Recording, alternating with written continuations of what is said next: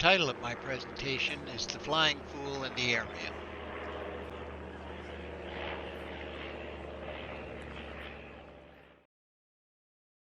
Now, there are lots of flying fools. Here's one, for example. His name was Julius, but his stage name was Groucho. Who but a fool would paint a mustache on his upper lip? But he's not our flying fool. Ours has to be associated with the airmail. That's a little tougher. Here's our flying fool, Charles Lindbergh. Most of you probably think of Lindbergh simply in terms of the guy who flew solo from New York to Paris in 1927 and got famous doing it. But he was much more than that. Today I'll take you through his life, especially up to the mid-1930s, and guide you through the confluence of events that placed him in a position to have a pivotal influence on both aviation and the airmail. Charles Augustus Lindbergh was born in Detroit in 1902. His father was a prominent lawyer and congressman, and his mother had a college degree in chemistry.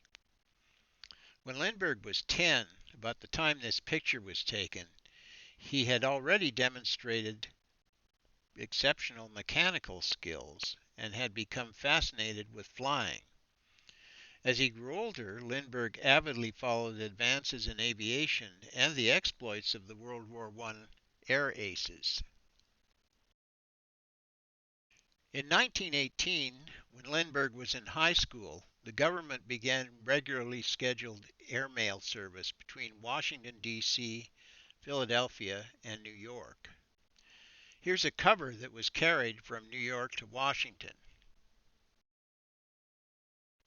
By 1920, when Lindbergh entered university in engineering, the government airmail service was extended to include a transcontinental route from New York to San Francisco. By the spring of 1922, Lindbergh was finding his college experience increasingly unfulfilling. So he dropped out of school and headed for Lincoln, Nebraska, where he joined a group of barnstormers. Barnstormers were people who went around the country selling plane rides and putting on aerial shows that included wing walking, parachute jumping, and stunt flying. Lindbergh, on the far right, was called Slim, a nickname that stuck for the rest of his life. Lindy was a fast learner, and he was fearless. He became a wing walker, a parachute jumper, and soon he was flying the plane. Eventually, Lindbergh was billed as the Flying Fool and known as one of the best all-around stunt flyers in America. Then a friend, aviation pioneer Marvin Northrop, urged Lindy to enter the Army Flying Service Training School. Commercial aviation was still several years off, he said, and the smart flyer would take Army training in the meantime using their newer and more powerful planes. So Lindbergh, in March 1924, enlisted as a cadet in the Army Air Corps Flying School. After graduating from flying school in 1925, he headed for St. Louis, a city that he was convinced would become a major hub of U.S. aviation because of its central location. About the time Lindbergh graduated from flying school, a bill, formerly known as the Contract Airmail Act of 1925, was introduced by Congressman M. Clyde Kelly. This act, more commonly known as the Kelly Bill, was an important step in the Coolidge administration's push to privatize the carrying of the airmail. It would significantly alter the course of U.S. aviation, which was then in the doldrums. The Kelly Bill created a series of routes that fed into the existing stops on the Post Office Department's transcontinental trunk route. Contracts to run those feeder routes, called Contract Airmail Routes, or CAMs for short, were given to private companies. Winners of the contracts were thus assured a regular income stream for carrying airmail and did not have to rely on passengers to stay in business. Cam 2, which began operation in April 1926, was a feeder line between St. Louis and Chicago, with intermediate stops in Springfield and Peoria, Illinois. Lindbergh was hired as Cam 2's chief pilot. Here he is taking on mail bags in St. Louis for the inaugural northbound flight.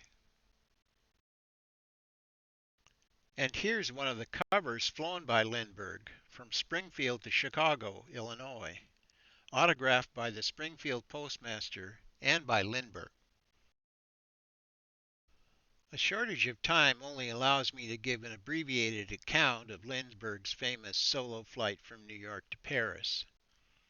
Indeed, an entire lecture could be devoted to all the contestants who attempted this flight, and how latecomer Lindbergh was so extraordinarily lucky not only to make it across, but to make it across first. The New York to Paris flight was a contest with a monetary prize. The man behind the contest was New York hotelier Raymond Ortigue. Ortigue offered a prize of $25,000 to the first person or crew that flew a plane nonstop between New York and Paris in either direction. At first, Lindbergh simply followed the publicity related to the contest and did not consider entering it himself. The initial crossing attempt, made in September 1926 by France's top World War I ace René Fonck, resulted in a crash on takeoff, demolishing the plane. Only then did it occur to Lindy that he might be able to make the crossing himself. From then on, Lindy was obsessed with making the Paris flight. He lined up a group of investors in St. Louis to back him, and in February 1927, he made a deal with Ryan Aviation in San Diego. They built a special plane designed specifically for the crossing, which Lindbergh named the Spirit of St. Louis. And as they say, the rest is history. The moment Lindbergh was back from France, things started happening in quick succession. He was no longer the unknown airmail pilot he had been prior to his trip. He was famous, not just in America, but everywhere. The Post Office Department quickly issued a new airmail stamp for Lindbergh and his flight, the first U.S. stamp ever issued to honor a living American. The law forbade showing Lindbergh's portrait, so the design showed the Spirit of St. Louis and a map of Lindy's route to Paris. In New York City, Lindy met several important people and made agreements that not only enhanced his fame and fortune, but also his influence on aviation and the airmail. George Putnam, the publisher and husband of flyer Amelia Earhart, engaged Lindbergh to produce a book on his life and his flight to Paris. The book, entitled We, referring to Lindy and his plane, sold over 650,000 copies and brought him $250,000 in royalties the first year. Harry Guggenheim, philanthropist and flyer, arranged for Lindbergh to make a flying tour around America in the summer and fall of 1927. Millions of people had a chance to see him and the Spirit of St. Louis, and hear him speak about aviation and encourage people to use airmail.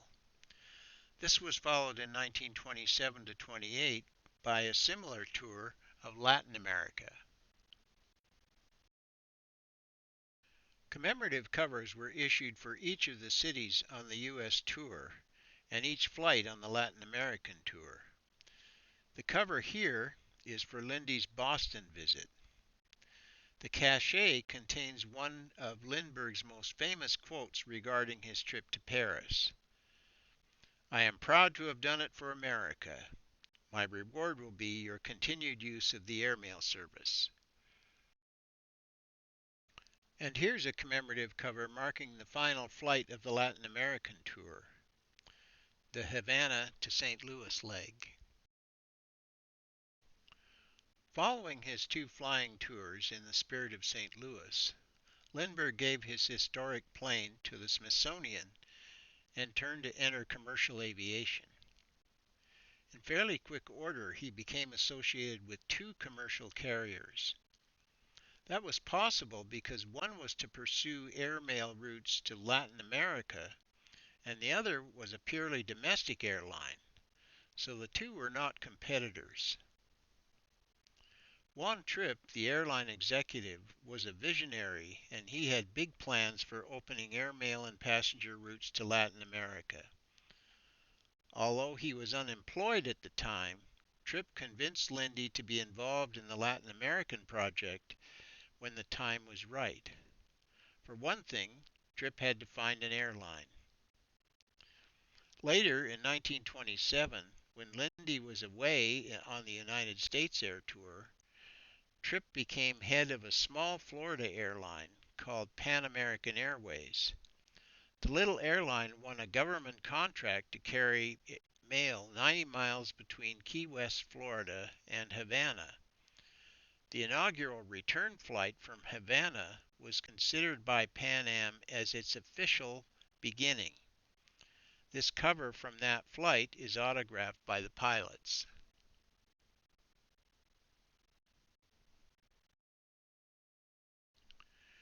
In 1928, concerned that both French and German carriers were anxious to extend their air service to Latin America, the U.S. government passed the Kelly Foreign Airmail Act of 1928.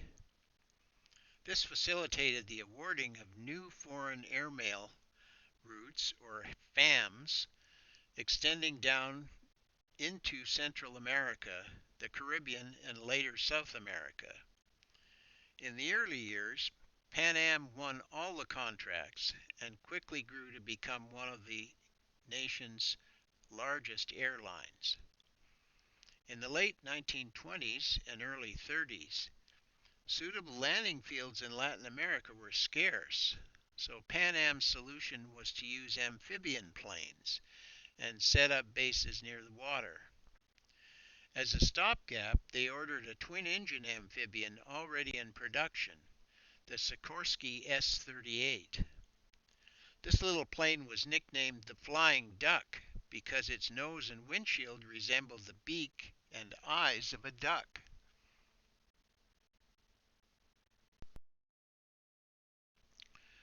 By early 1929, Trippe was ready for Pan Am to begin service to Panama on FAM Route 5, and the airline formally hired Lindy as a consultant.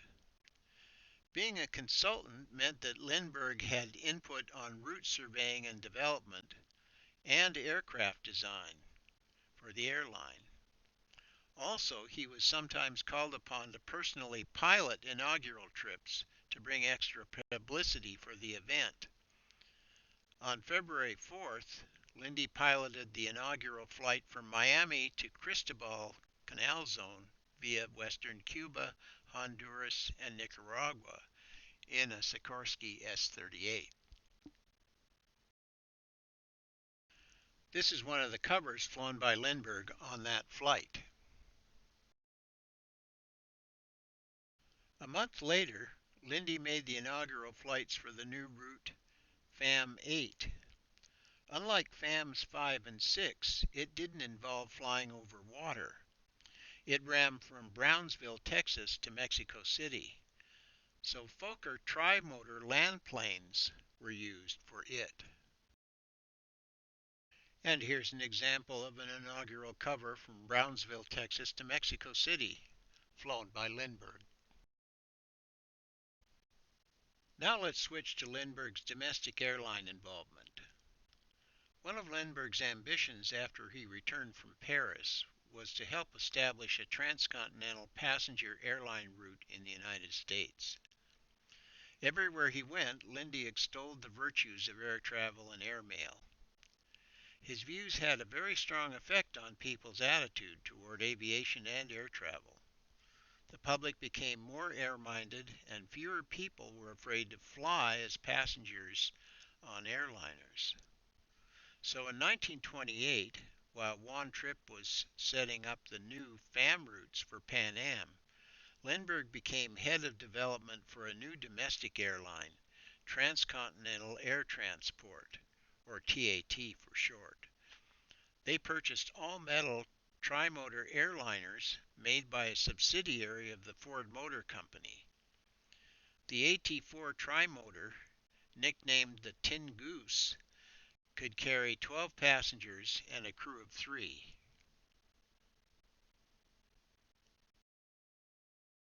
By the summer of 1929, TAT was ready to initiate their transcontinental service.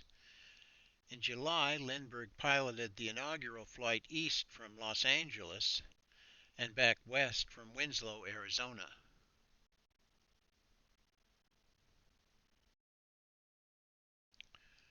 We now jump back to Pan Am. Soon after receiving the twin-engine S-38 amphibians from Sikorsky, Juan Trippe asked the company to produce a larger four-engine model. The result was the S-40, a clear derivative from the S-38 with its engines and fuselage suspended below the wing. The first one was ready for service late in 1931. Beginning with this first S-40, each new Pan Am plane of size bore a distinctive name that included Clipper, referring to the old 19th century clipper ships. Lindbergh piloted the inaugural service by the American Clipper to the Caribbean. It was natural that he do so, as he had spent considerable time working with Sikorsky and his engineers on the details of the design. Here's a cover from the inaugural trip of the American Clipper for the outward portion from Miami to Barranquilla, Colombia.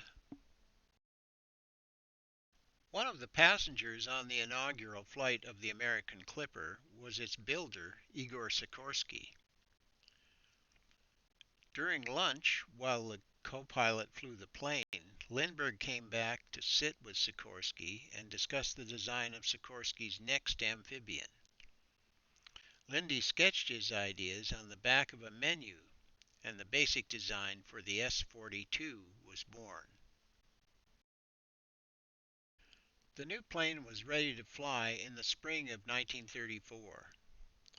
The S-42 was one of the most beautiful planes of its day. Its four engines were now part of the wings, and its skin was flush riveted, all of which reduced drag.